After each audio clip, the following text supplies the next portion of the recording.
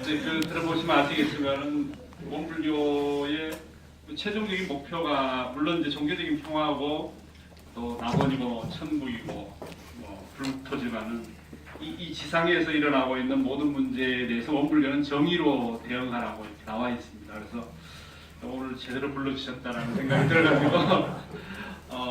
근데 이제 원불교 정의에 대해서 사실 그렇게 많은 논의는 이루어지고 있지는 않아요. 내부에서는.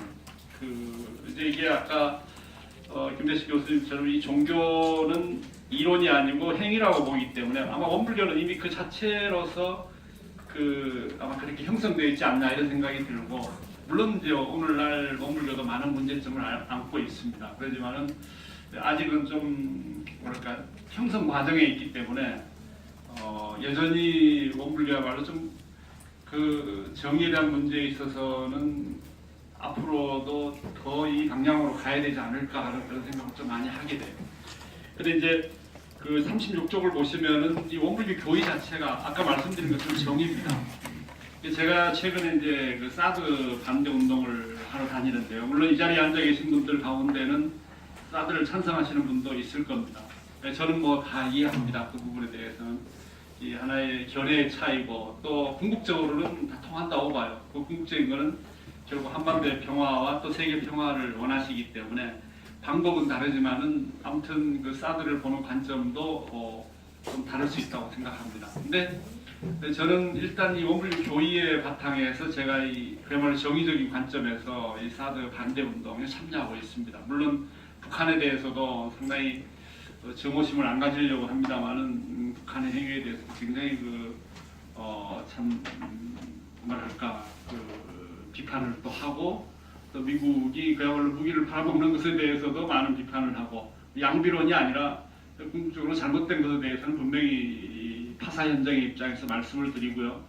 그리고 또 최근에 이렇게 사드 운동을 열심히 저도 하고 있습니다만은 이 문제에 대해서도 저는 궁극적으로는 전쟁이 없는 그야말로 평화로운 국가 세계를 만들기 위해서 이제 하고 있다고 생각하고 또 양심적으로 그렇게 판단하고 있습니다. 그 양심의 근거가 제가 지금까지 원불교 출가해서 30여 년 동안 살면서 배워온 바로 이 정의에 바탕되어 있습니다. 그래서 보시면 아시겠습니다만은 원불교의 교의는 참 분화된 건 아닙니다만은 이 두 가지로 나눌 수가 있습니다. 하나는 신앙적인 관점, 또 하나는 수행적인 관점입니다. 그래서 그 신앙과 수행적인 관점 양쪽의 최종적인 지점이 정의를 실천하는 겁니다. 예를 들어서 이 법률론 같은 경우는 원불교 신앙은 이론상 진리라고 하는 그야말로 법신불, 다르마카야 부다라고 하는 이 법신불을 궁극적인 신앙과 수행의 대상으로 하고 있어요. 물론 이것은 최종적인, 말하자면 부처님의 마음, 또 하나님의 세계 이런 최종적인 걸 지향하고 있습니다만은 이것이 현실적으로 나타날 때는 사원이라고 보고 있습니다. 이 천지, 부모, 동포, 법률. 물론 그것은 대표적인 거고요. 우리 모든 존재를 사실 얘기하는 겁니다. 근데 그 가운데 법률론이 있는데 법률론의 네 번째 법률론에는 인도 정의의 공정한 법칙을 실천하라는 이런 말씀이 나옵니다. 그리고 수행에 있어서는 이 사막이 있습니다. 사막은 전통적으로 개정의 사막인데요. 원불교가 현대적으로 재해석을 해서 정신수양사연구 작업치사라고 하는, 그리고 이 작업치사가 최종적인 건데 그것이 뭐냐면은 이 취사라고 하는 것은 정의를 취하고 불의를 버리라고, 이렇게 해서 그걸 실천하라고 하고 있어요. 그리고 우리 일상적으로 수행하는 무시선, 무처선, 그냥 한 마음으로서 우리가 이 수행적인 자세를 가지고 살아가는 무시선, 무처선의 가르침도 일이 없을 때는 그야말로 일심을 양성하고 또 일이 있을 때는 정의를 실천하라, 이렇게 얘기를 하고 있습니다. 그리고 이 솔성요론이라는 게 있는데요. 이것은 뭐냐면은 계율과는 반대라고 해요. 계율은 우리가 악을 이걸 짓지 않도록 하는 거고, 솔성요론은 되도록이면 선을 지향하는 이런 건. 근데 그 마지막 조항이 뭐냐면은 정당한 일이거든 아무리 하기 싫어도 죽기로 살 것이요, 부당한 일이거든 아무리 하고 싶어도 죽기로 아니할 것이다, 이런 내용이 나옵니다.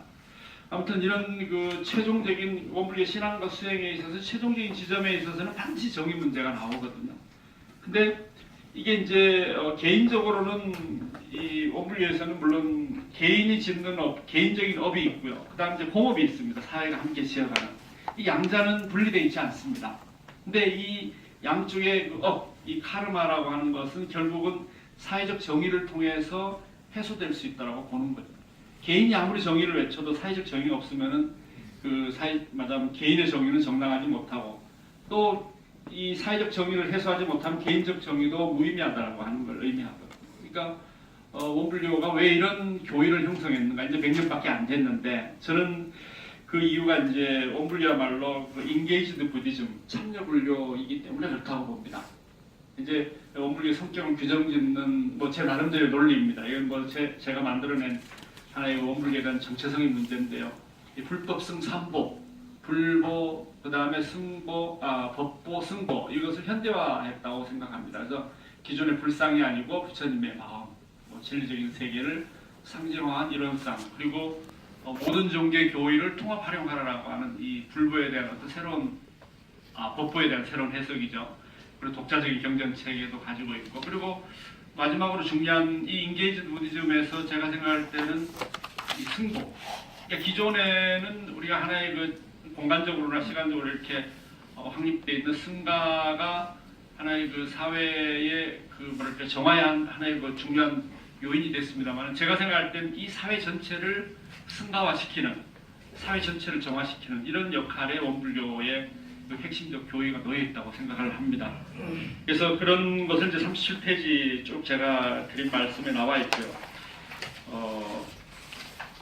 이 결국은 제가 볼 때 원불교의 그 정의로는 결국은 이 신앙과 수행을 가장 그 현실적으로 드러낸 부분이라고 보고 말하자면은 그 진리가 인이라고 한다면은 결국 정의가 과가 된다라고 하는 겁니다. 이게 인과론이죠. 그러니까 만약에 이 정의가 구현되지 않는다면은 이 진리적인 인과가 잘못됐다라고 볼 수 있고요.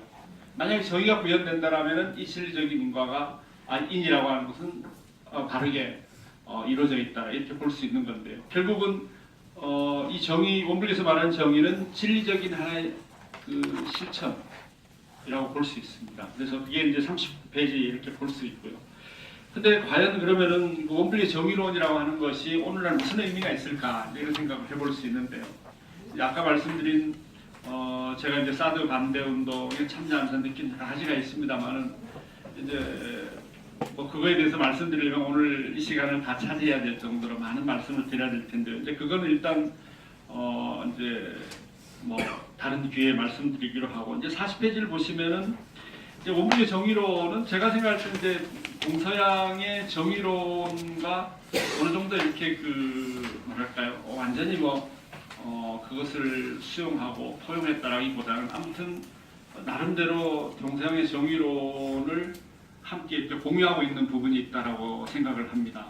그것은 뭐냐면은 우리 이제 정의론을 대체적으로 놓고 본다면 이제 칼 마르크스의 그 사회적 평등이 있고 그리고 이제 미국의 학자인 로버트 노직이라는 분은 아주 개인의 그러니까 국가의 권력을 제한해서라도 개인의 자유를 무한대로 확장시키려고 하는 그 아주 자유주의적인 그 정의가 있고요. 그다음에 이제 다 아시다시피 그 존 로스의 정의론이 있는데 이 정의론은 이 자유와 어떤 그 자유와 평등의 어떤 그 중립적인 그러니까 어떻게 보면 분배적 정의에 관련된 문제에 있어서 기존의 선입관념들 그리고 요새 말하는 그 뭐 금수저, 은수저, 흑수저 이런 어떤 것을 놓고 공정한 입장에서 우리가 그 취할 수 있는 어떤 그 현실적인 그렇게 하면서도 또 보완해 나가는 이런 정의론을 존 로스는 얘기하고 있거든요.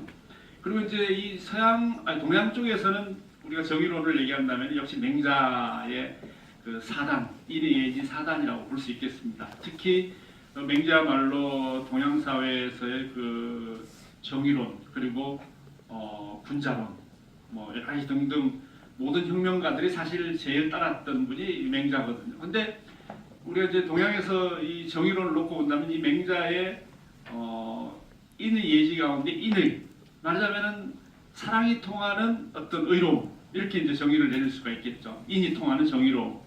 이렇게 본다면은 우리 인간이 갖고 있는 어떤 인간적인 그 정의, 이게 따뜻한 정 이걸 말하고 거기에 이제 대의가 결부된 그 인의가 바로 동양적인 정의론이라고 할 수 있습니다. 그럼 원불교는 과연 이런 정의론에 어떻게 부합되는가를 볼 수 있는가 하면은 서양적 정의론은 역시 아까 말씀하신 그 응징적 정의, 그다음에 이제 그 배분적 정의 이런 게 있는데 원불교의 그 태동 자체가 그래요. 예를 들면 원불교가 1919년 16년 소태산 박준빈의 깨달음에 의해서 이제 시작됐는데 바로 그때 간척 사업이랄까 또 뭐 여러 가지 그 기도를 통해서 진리로부터 이제 인정을 받는 과정들이 전부 어떻게 보면 그 사회적 정의론에 가까운 이런 모습을 보이고 있습니다. 그래서 처음 출발이 그 저축조합, 그 다음에 그 불법 연구의 기성조합, 그 다음에 불법 연구회, 그 다음 원불교라는 이름으로 바뀌었어요. 그러니까 이 저축조합 자체가 이미 분배적 정의론과 또 이 예를 들어서 그 크로포트킨의 그 상호 부조론 같은 이런 그 지역 공동체 활동을 통해서 이루어졌거든요. 1924년도에 익산의 그 불법 연구회를 창립할 때 바로 그 공동체 운동을 그렇게 본격적으로 시작을 했습니다. 그 다음에 이제 뭐 그 2대 종법사였던 정삼성규 이분은 유학자였는데 이분은 아주 단도직입적으로 이 그야말로 인의예지가 바로 원불교 교회에 이렇게 통합되어 있다라는 얘기를 하셨습니다. 이렇게 본다면은 원불교야말로 동양적인 정의론, 물론 그 이후에 여러 가지로 이제 그 원불교 정의론은 전개됩니다만은 근본적인 의미에 있어서는 이 실천적인 실천적인 서양적인 어떤 그 분배적 정의나 이런 문제에 나름대로 노력해온 교단인 동시에 또 동양의 어떤 그 정의론에도 가깝게 교단을 이제 구성해 나가려고 현재도 노력 중이라는 생각을 합니다. 근데 이제 아까 여러분들이 말씀하셨지만은 이 예를 들면 그 하신대 강희철 교수님 같은 경우는 전 세계 국지전의 60% 정도가 종교가 직접 또 간접적으로 관여하고 있다 이런 얘기를 그 연구를 통해서 얘기를 하고 계십니다. 근데 오늘날 가장 심각한 거는 이제 참 저도 이 한반도의 전쟁 문제나 이런 걸 참 많이 우려하고 제가 최근에 그 경향신문에 이제 칼럼을 매달 쓰고 있습니다만은 그 문제를 많이 제기를 했습니다. 과연 종교가 이 세계 전쟁 문제에 어떻게 대응할 건가? 결국은 전쟁이 한반도에서 일어난다는 것은 결국은 그 종교 자체의 존재의 의미를 무화시키는 거거든요. 이런 차원에서 본다면은 이제 원불교가 과연 향후 인게이지드 부즘 참여 불교로서 이 사회의 이 전체적인 공업, 사회적 업을 어떻게 말하자면 그 사회적 참여를 통해서 해결해 나갈 것인가, 이제 거기에 원불교의 성장이나 또 미래가 달려 있지 않을까 저는 그런 생각을 합니다. 특히 아까 이제 자본주의 문제, 그 다음에 방금 말씀드린 이 전쟁과 평화의 문제, 그 다음에 뭐 여러 가지 우리 인류적인 상당한 많은 문제, 여기에 새로운 종교로서 맞아요. 기존의 종교가 하지 못했기 때문에 새로운 형태의 종교로서 나온 거거든요. 저는 증산도도 그렇고 천도교도 그렇고 동아이나 천도교도 마찬가지라고 생각합니다. 결국 원불교도 이런 한국 근대의 정신들을 기성 종교가 하지 못했던 것을 과연 이런 종교들이 해낼 수 있는가 하는 것을 보여주는 하나의 시금석이 될 걸로 생각을 합니다. 이런 점에서 저도 계속 원불교에 관심을 갖고 원불교의 정의론이 좀 더 구체화될 수 있도록 개인적으로도 최선을 다할 생각입니다. 감사합니다.